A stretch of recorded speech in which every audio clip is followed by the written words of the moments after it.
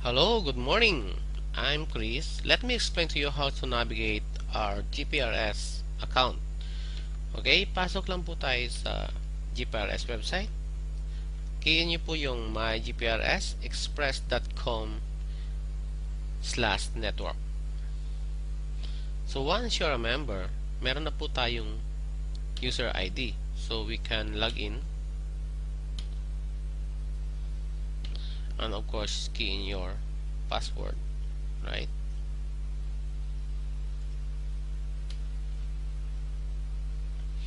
So ito yung una niyo pong makikita sa yung account.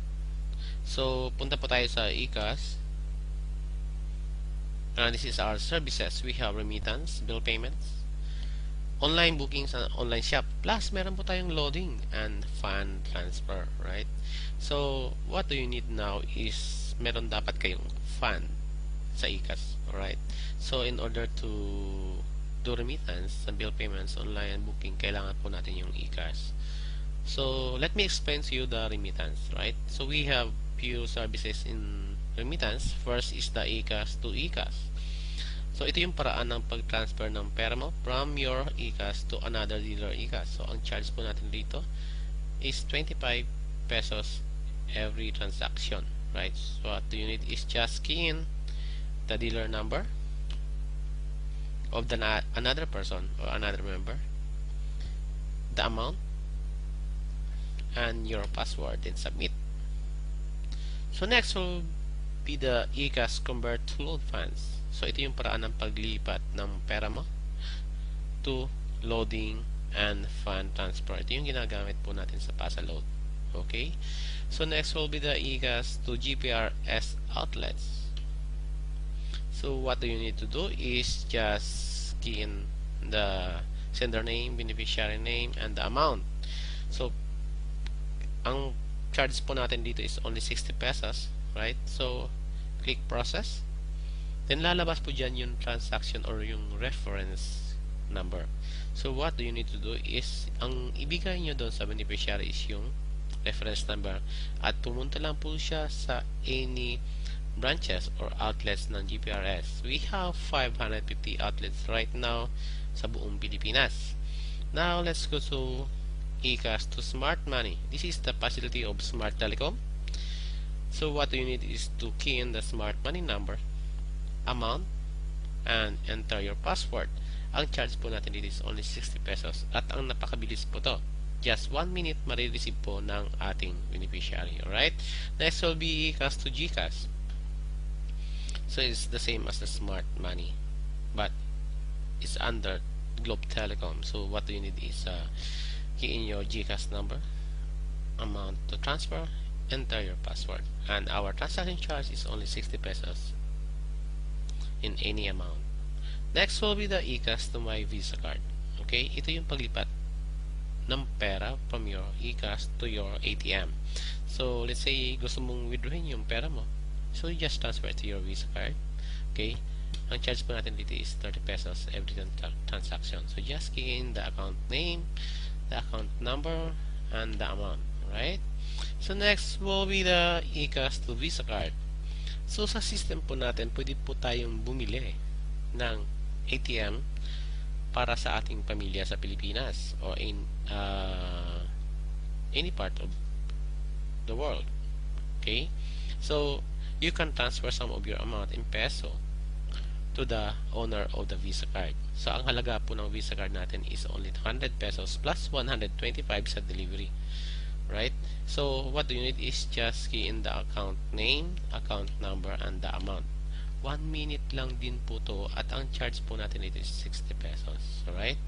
So itong GCash, Smart Money, GPRS Visa card, same as the iCash to GPRS outlet. Napakabilis po ng transaction natin dito. In 1 minute, matatanggap na rin ng beneficiary po. So next will be the iCash to credit to the bank. Okay? So ito yung paraan na pag-remit ng pera sa mga bangko sa Pilipinas. Okay? So we have a lot of banks in Philippines. No?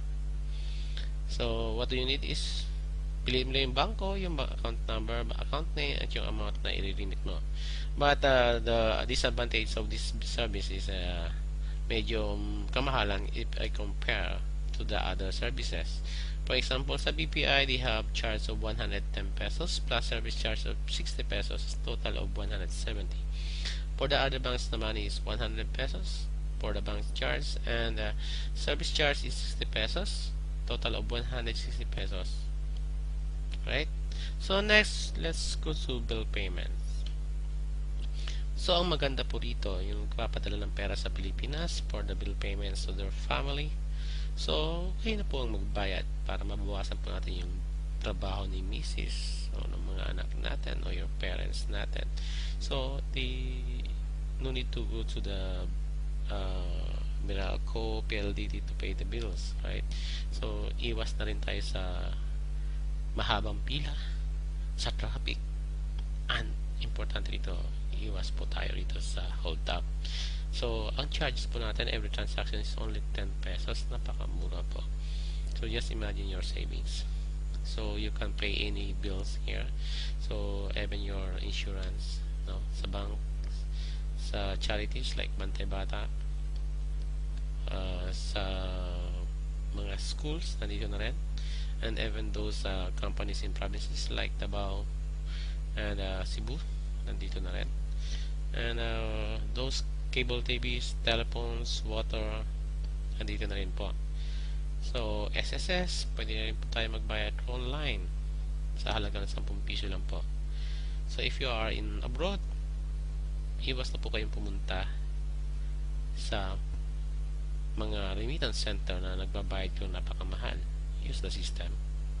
Just for 10 pesos. Nakasave pa kayo ng time. Right? So, napakadami po na pwede natin bayaran natin dito. Okay, next, let's go to online booking. So, we have domestic flights and international flights. So, let's try domestic flights.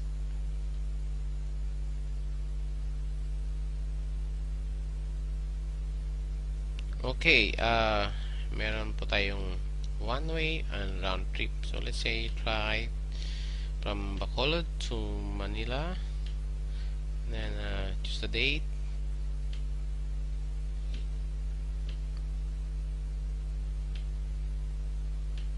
Then number of adults, number of children and infant, and choose whether it's a senior citizen. Then let's try economy.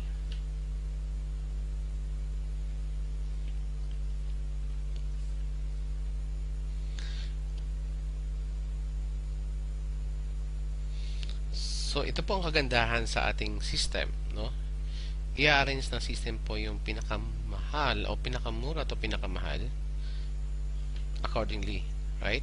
So, ito yung sa from Cebu to Manila, then this is from Manila from Bacolod to Manila and Manila to Bacolod. Okay? So, pwede po tayong mamili. Let's say Cebu Pacific, and another one is Airport. Pwede po natin i-book yan ng sabay, and they choose the flights. Now, insufficient fund po tayo. Hindi po tayo pwede mag-book nang wala po tayong laman sa iCash. Okay? So, next will be the online shop. So, ito yung mga packages natin for dealer, sub-dealer, retailers, and Visa card. So, you can purchase all these packages online using our system, the GPRS system. Okay? So, hindi mo na kailangang ihatid yung product. It will deliver to the owner o kung sino mo yung gusto maging dealer from, let's say, from Philippines, Hong Kong, Singapore. So, and let's say yung Visa card naman, ito po yung ipapadala po natin sa ating mga relatives sa Pilipinas like wife or your husband, sa parents mo. So, 100 lang po yung price niyan, and ang delivery po is 125, so it's total of 225 pesos.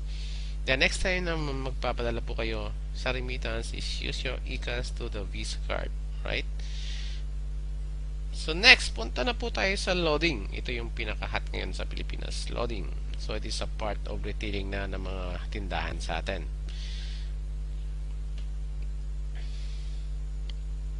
So, we have a regular loads, okay? Ito yung mga pa 20-20 na loading. Ang importante rito, dapat naka-online ang mga yan. Okay? So, pag hindi po naka-online o naka-offline, wag po kayo mag-load kasi hindi magiging failure yung transaction niyo. Right? So, just key in the number in Philippines. Wag niyo pong ilagay yung plus 65, okay? So, the amount and submit. Right? Next will be the special loads. So, every company sa atin, yung mga telcos, meron din sila mga promotion like Alltex 10, 1 day, you know. So, pamili lang po tayo kung ano yung preferred ng ating mga customers. Okay? So, meron din sa Red Mobile, sa Sans. So, kompleto po yan. Then, we have prepaid cards. Nandito po yung sa mga mobile phones, Smart Body, for example. And we have Globes, Sans, even the PLDT and IDD cards. Nandito rin po. And we have the prepaid card. Okay, meron po rin po tayo rito. And yung mga prepaid na landlines, meron din po. Yung mga game, meron din po rito. Internet gaming. And cable cards, Sky Cable. Okay, meron po tayong internet cards. So, kompleto po. So, just imagine how much your investment in GPRS. Sa dami po ng ibibenta na rin. Is very good talaga. Napakagandang pamnegosyo sa atin. So, next, we have a transactions. You can open your transactions. So, hindi mo na kailangan mag-create ng another database para ma-monitor mo yung kita mo. So, nandito po, lahat na yung mga transactions mo. Makikita mo kung magkano yung nabenta mo. Makikita mo yung magkano nabawas sa amount ng load mo or your fund. Right? So, for example, nagbenta po ako rito ng 50 pesos. Ang debit niya is only 44.48. Ibig sabihin yung profit ko is 5.52. Naiwan na po yan sa aking account. Hindi po yun nakuha, kundi naiwan sa aking account at pwede ko na pong ibenta yan. Alright. Next, punta po tayo sa fund transfer. Ito po yung ginagamit natin para mag-load dun sa mga retailers natin, yung mga bumibili ng retailers card. Alright. So, ang ikikiin po natin dito is yung registration code na makikita mo sa likod ng retailer's card. So, kung hindi nyo po maalala, okay, yung taong bumili, but kung hindi nyo maalala yung registration code ng taong bumili, but you can remember the name, you just key in the name and search. Right? So, makikita nyo po yung registration code. Okay? So, yan. Nakikita nyo yung registration code na R414785 ni Salvador Silorio. Ilalagay nyo lang po yan. Then, makikita nyo rin po rito kung magkano yung remaining balance niya. Right? Pag transfer mo, kung amount, magkano man ang bibilhin niya, then enter your password. Right? So, after that, isubmit nyo lang, then refresh, makikita mo na yung balance niya later on. Okay. So, that's all for today. At ito po lahat yung business natin. From remittance, bill payments, online booking, online shops, and loading. And we have also the branches. Para makita nyo, punta lang kayo sa locations and choose kung saan man siya, sa Visayas, sa Mindanao, o sa NCR. Okay? And thank you very much for your time. See you. Bye.